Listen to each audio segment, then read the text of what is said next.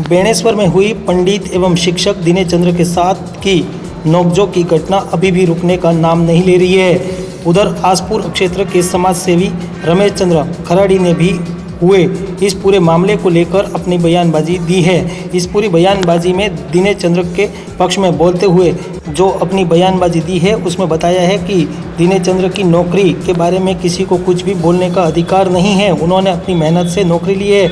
उधर विप्र फाउंडेशन के बयान को भी उन्होंने विप्र पदाधिकारी की तरफ से आए हुए बयानों का विरोध करते हुए रमेश खराड़ी ने भी उसके बारे में दी पूरी जानकारी। आखिर क्या कहा, एक रिपोर्ट। जय जोहार, जय आदिवासी, जय बेणेश्वर, जय बेणका, संत श्री गुरु देवापुरी महाराज की जय। आज जो हम लोग देख रहे हैं बेणेश्वर धाम को लेकर कुछ प्रक्रिया चल रही है। चलो कोई बात नहीं, वो स्थानीय मामला है। अगर दिनेश जी ने उनको पाबंद करने की कोशिश की, वो एक सामाजिक मामला है। कहीं कहीं कुछ देखा होगा और जनता ने भी कुछ वहाँ कर आकर कहा होगा कि वास्तविकता भाई यहाँ बेणेश्वर में जो होना चाहिए वो नहीं होकर कोई अन्य काम हो रहा है। तो मानते हैं कि बेणेश्वर के अंदर में मंदिर बने हुए हैं। बेणेश्वर प्रसिद्ध एक धाम है, वो वहाँ पर 4 राज्यों के लोग आते हैं। एक आदिवासी महाकुंभ बेणेश्वर नाम से जाना जाता है। अगर वो बरसों से वहाँ पर हमारे समाज, आदिवासी समाज और अन्य समाज, सभी समाज मिलकर वहाँ एक हस्तियाँ अपनी जो मर जाने के बाद जो लोग हस्तियाँ जो विसर्जन करने के लिए जाते हैं बेणेश्वर, वो सीधा पहले परंपरा चलती आ रही है कि भाई ऐसा वहाँ पर कुछ नहीं था और केवल हस्तियाँ विसर्जन करके और वहाँ जो भोजनशाला वगैरह जो बने हुए वहाँ भोजन करके फिर रवाना हो जाते थे। आज ये नई प्रक्रिया शुरू हुई है कि वहाँ पर पूजा पाठ किया जा रहा है, पूजा पाठ करवाया जा रहा है। तो वो आखिर में कहीं न कहीं समाज के साथ में अगर कुटाराघात होता है तो कहीं न कहीं हमारे समाज का जो व्यक्ति इस मुद्दे को उठाने की कोशिश करता है और ये बात बिल्कुल जायज़ है। जब आप मंदिर पर विश्वास नहीं कर रहे हो, बेणेश्वर में जो मालिक बैठा उस पर विश्वास नहीं कर रहे हो और वहाँ पर कोई पूजा पाठ करवा रहा है उस पर विश्वास आप जबरदस्ती करवा रहे हो जनता से, तो ये कहाँ तक उचित है। यूँ आप फिर उसके बाद में चलो जो भी घटना वहाँ बेणेश्वर में हो गई उस बात को लेकर कोई वादा नहीं, वो स्थानीय मामला था। उन लोगों ने समझाइश करने की कोशिश की थी और ऐसा दिनेश जी ने कुछ गलत उस वीडियो में नहीं कहा है और वो उन्होंने समझाने की कोशिश की है कि भाई ऐसा आप मत करो। और ये बात स्थानीय लोगों को जानकारी लेने की ज़रूरत है और आप उस बात को लेकर ऊंचे लेवल पर लेकर जा रहे हो। जब आप एक व्यक्ति बोलता है कि हम विप्र सेना संगठन का व्यक्ति, मुख्य व्यक्ति हूँ, आप आपके संगठन जो विप्र सेना संगठन है उसको भी बदनाम कर रहे हो।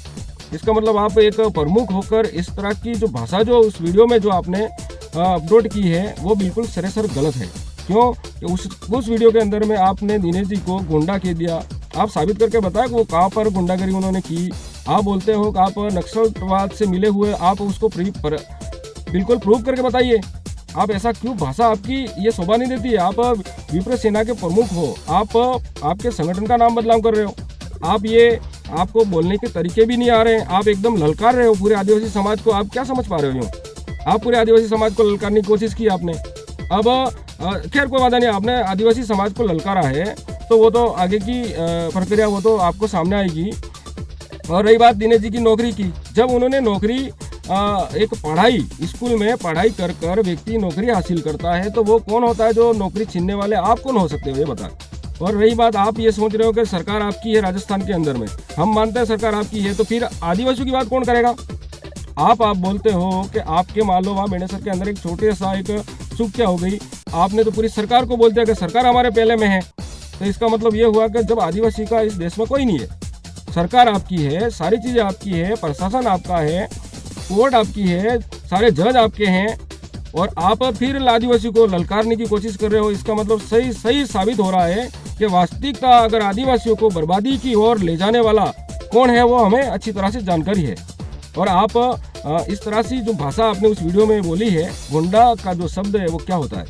आप बोलते हो कि वो व्यक्ति बीटीपी का है, आप बीटीपी से चुनाव लड़ो यूँ बोल रहे हो, तो फिर ये बात तो स्थानीय वहाँ बेणेश्वर के अंदर में जो धार्मिक स्थल पे बात हुई, आपने उस पार्टी को लेकर बीच में पार्टी का हवाला देना वो कहाँ तक उचित है? आप बताइए, आप पार्टी को क्यों आड़े हाथ लिया?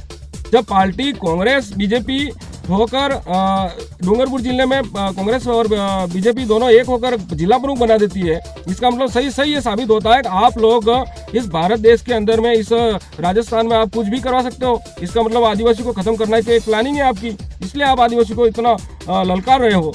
और रही बात, आज हमारे बाप दादा आज गाँवों में फले में हर जगह हमारे पूरे सभी समाज एक दूसरे के तालमेल बनाकर रहते हैं, वो हम सब जानते हैं और हम भी रह रहे हैं। आज आसपुर के अंदर में हम तालमेल बनाकर रह रहे हैं, सभी समाजों से हमारा काम पड़ता है और सभी समाजों के बीच में हम रहते हैं। और आदिवासी समाज विपरीत नहीं है और आदिवासी समाज सभी को लेकर चलने वाला व्यक्ति है। और वो एक संगठन, आप बोलते हो कि वो संगठन आदिवासी परिवार कभी संगठन है ना, कभी था और ना कभी है, क्योंकि वो एक सामाजिक विचारधारा है।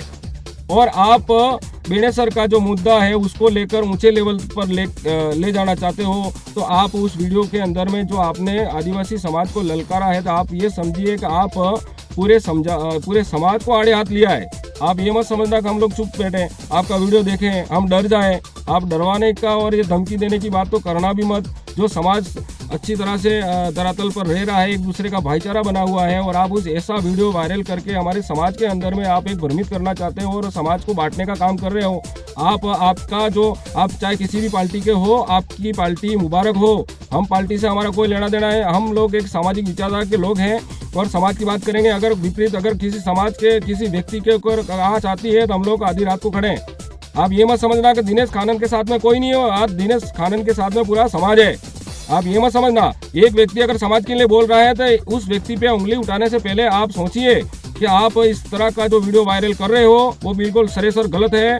आप या तो उस वीडियो के माध्यम से आपने जो गुंडागर्दी का शब्द जो कहा है और पार्टी को आड़े हाथ जो लिया है, आप पार्टी का नाम लेकर आप क्या साबित करना चाहते हैं जनाब, आप बताइए। उस वीडियो में आपने सरासर बीटीपी का गुंडा कहा है और इसमें पार्टी का शब्द कैसे और क्यों आया, जब बात तो बेणेसर धार्मिक स्थल की थी। और आप उस वीडियो वायरल करके आप क्या साबित करना चाहते हो, या आदिवासी को खत्म करना चाहते हो, ये सही साबित हो रहा है। आप आदिवासी को ललकार रहे हो। इसलिए आपको कह रहा हूँ कि हम लोग अभी भी शांत हैं और हमें शांत रहने दीजिए, और हम हमारी ज़िंदगी और हम हमारा जीवन जी रहे हैं। आप हमारे एक दूसरे के समाज में खटा पैदा ना करें। और रही बात बेणेसर की, जो बेणेसर में जो भी बात है वो हम लोग बैठकर निर्णय और जो भी तय करना हम लोग तय कर लेंगे।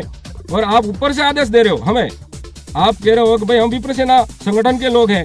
अरे विप्र सेना संगठन एक धार्मिक और ऐसे समाज में भ्रम फैलाने का काम वो संगठन नहीं करता है। वो जो आप लोग, जो आप जैसे लोग हैं, वही समाज को कहीं गलत दिशा में ले जाने का जो प्रक्रिया जो आपकी चल रही है वो आपके दिमाग से निकाल देना। समाज कभी, एक व्यक्ति आपके कहने से कोई समाज झगड़ा नहीं जाएगा और ना ही समाज बिखरेगा, क्योंकि समाज एक विचारधारा है।